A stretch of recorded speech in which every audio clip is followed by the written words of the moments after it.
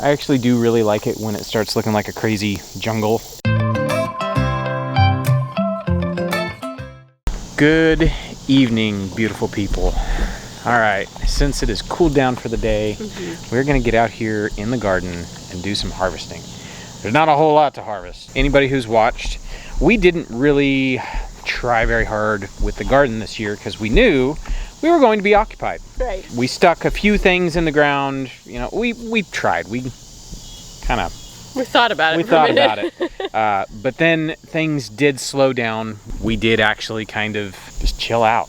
And it has been nice. Yeah. But the garden is pretty sad this year. Pretty really sad. I mean, we've had awesome gardens the entire time we've been here. And having a garden that's, oh well. It's all right. You guys will see a lot of weeds, and there's a lot of rotten stuff too. There's a lot of tomatoes in there. We've put away tons of tomatoes. We've actually done really good on tomatoes this year. Yeah. And I haven't harvested in 2 weeks. Has it really been that long? It's been 2 weeks. Oh, and gosh. so I went in there the other day and there were so many rotten tomatoes. It was like, oh. Bummer. So, okay. I know we have a bunch of bell peppers we need to pick, a bunch of banana peppers, like all sorts of stuff like that. So we're just gonna grab stuff and see what we get. Yep. Hi, Millie. What are you doing? She just materialized out of thin air. She's like, oh, hey, people, in my favorite place, the garden. We're gonna head in here in the greenhouse first. It's kind of an overgrown jungle. It actually looks really cool. I can see there is a rogue squash. That is a tromboncino. Look at this. Look at this silly squash. It's made it all the way to the walkway. Oh, gosh. Yeah, sorry, squash, but you can't live here. Yeah, as you guys can see, there's a lot of rotten tomatoes. Ooh, tomato juice. Yeah. Yum. Wow, look at this. Tomatoes have escaped into the walkway. Sweet potatoes are taking over the walkway. Oh, look, a sweet potato flower. Oh, these are doing great.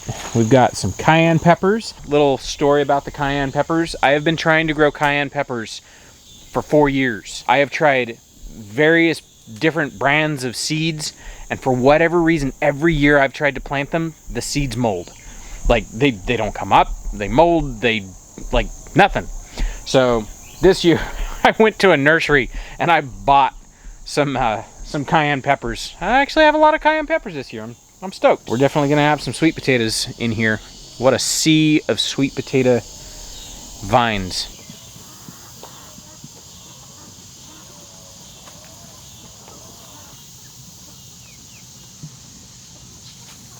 That's a tromboncino out there. Man, these bugs are everywhere. There's so many tomatoes. Yeah, there are.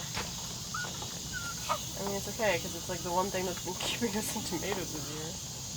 That's our haul. Whole bunch of tomatoes and a couple Amish paste. Yeah. The boys brought us some Jack-B Littles they found out in the Brett's garden. Yeah.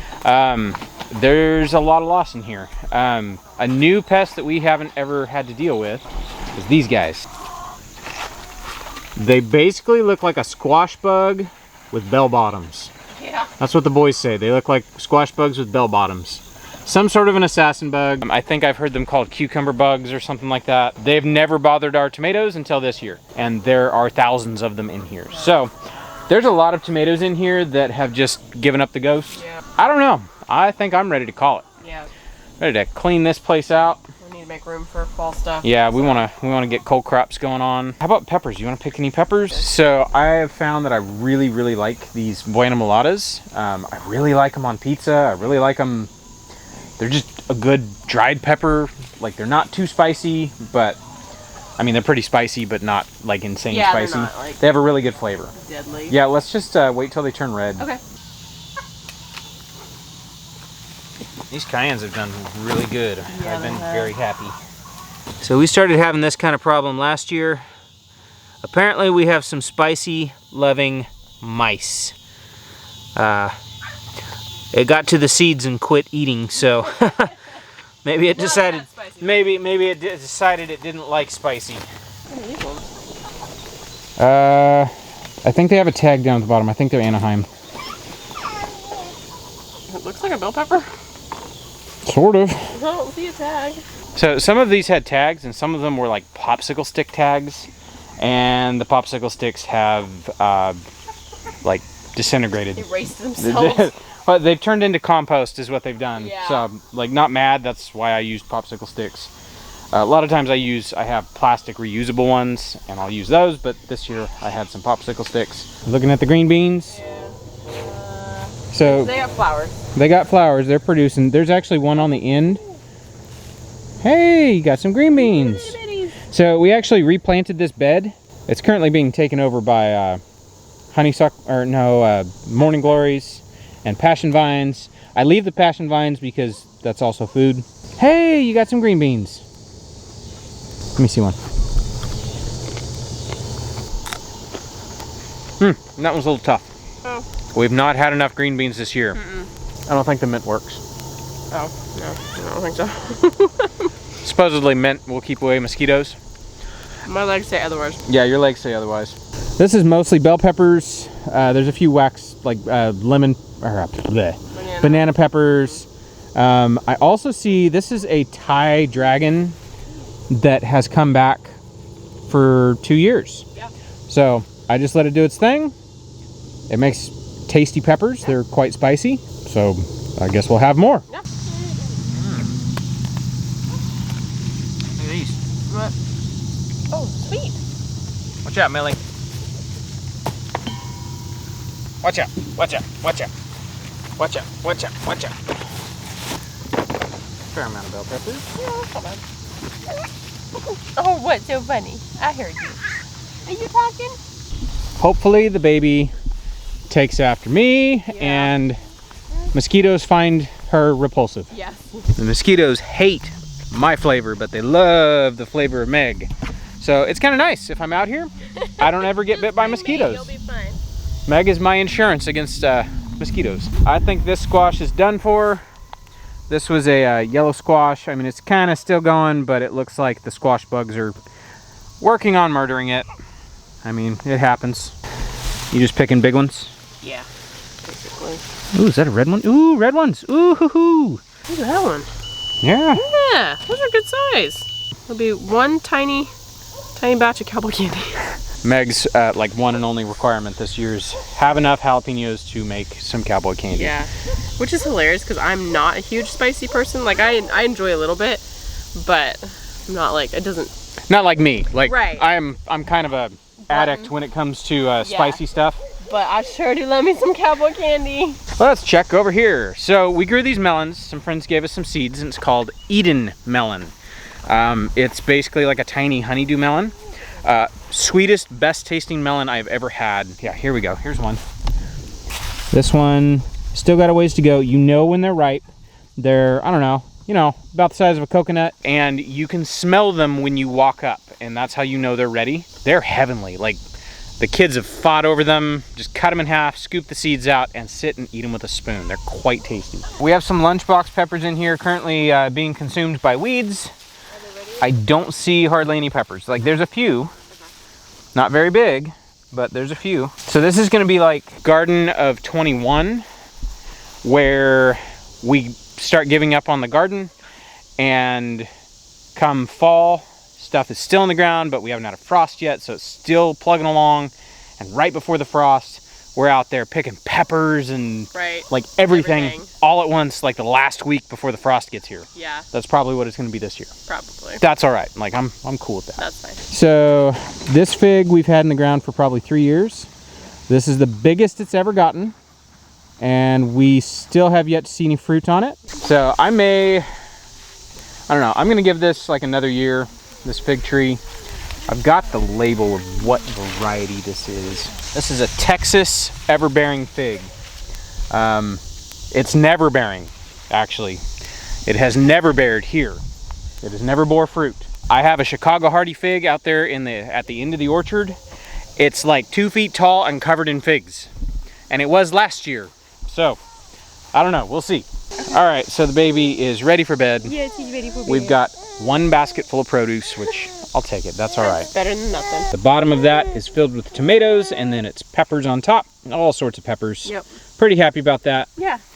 Let's take the grumpy baby inside. Are you ready to go, grumpy baby? She's not really a grumpy She's baby. not really grumpy. Just a little bit. Bless you. Yeah. Are you going to be sweet? Oh, you have a bug in your face. Hi, sweet baby. Are you ready to go? Are you ready to go? She's talking to you. Yes. Yeah. You're so sweet. You're so sweet. Are you ready to go inside? Yeah. Are you ready for bed? Yeah. Oh, you're gonna tell us about it, huh? Okay. I actually do really like it when it starts looking like a crazy jungle. It is kind of cool. Like, even though there's a lot of weeds that need to come out, I do like the jungle. Yeah. Like, it is kind of cool. Yeah. Like, I mean, look at this. This year, the loofahs covered both trellises. So now we have like a 10-foot long tunnel of loofahs. Like, that's pretty cool. It is. That's so awesome. That is so cool looking. I love when you can see the clouds that are still in the sunlight.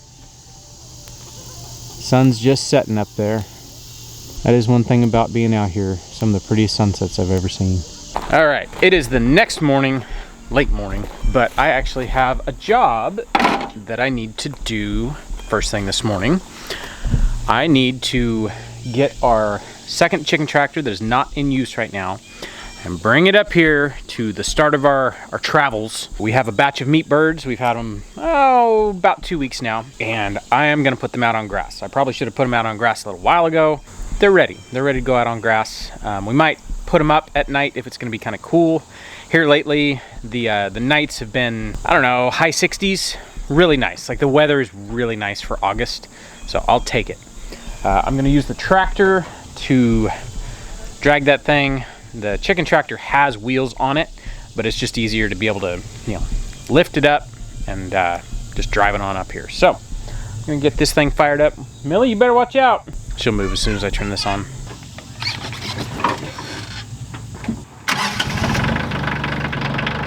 All right, while this thing warms up, I actually don't remember when I built them how I moved them up here. I don't remember if I used the lawnmower to drag them up or if I used the tractor. I don't remember.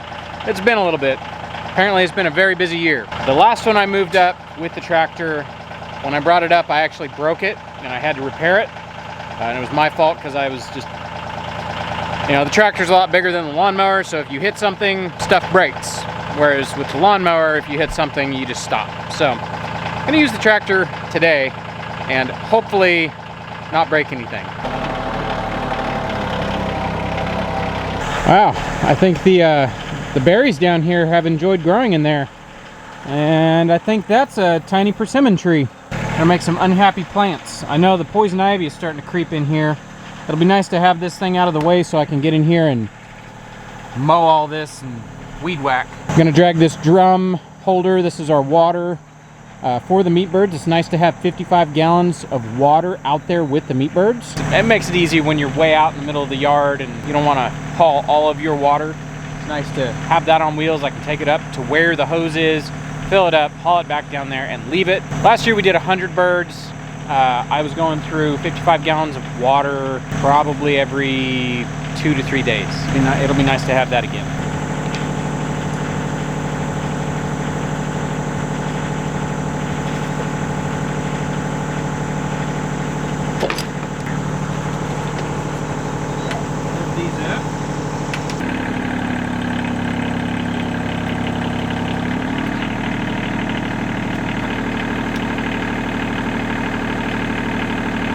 My tow rope is rotten from the sun, which I expected. The last one broke as well. This one looks a little bit worse for wear. The boys are running up to get me another piece of rope. I think I have more rope. So I'll get that swapped out and hopefully we'll be on our merry way.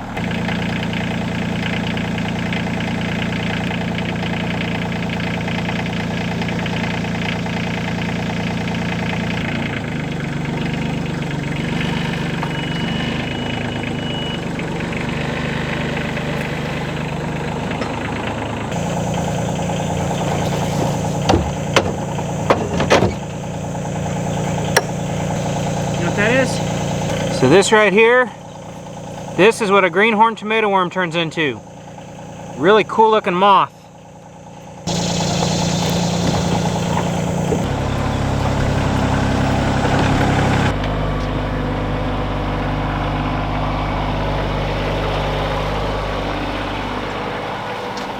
All right, stand here under the shade tree. This is some dense shade under this oak.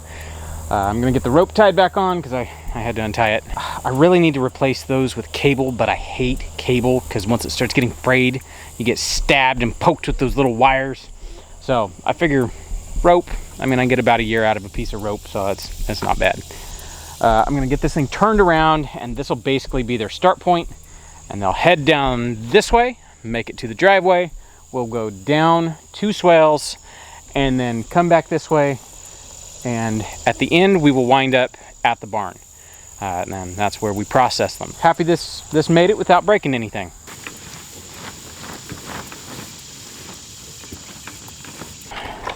Apparently this split, you guys can probably see that if the camera would cooperate.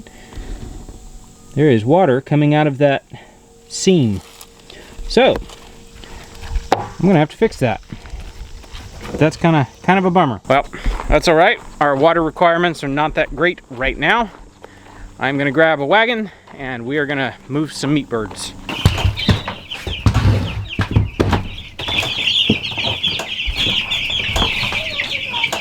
Give us a hand.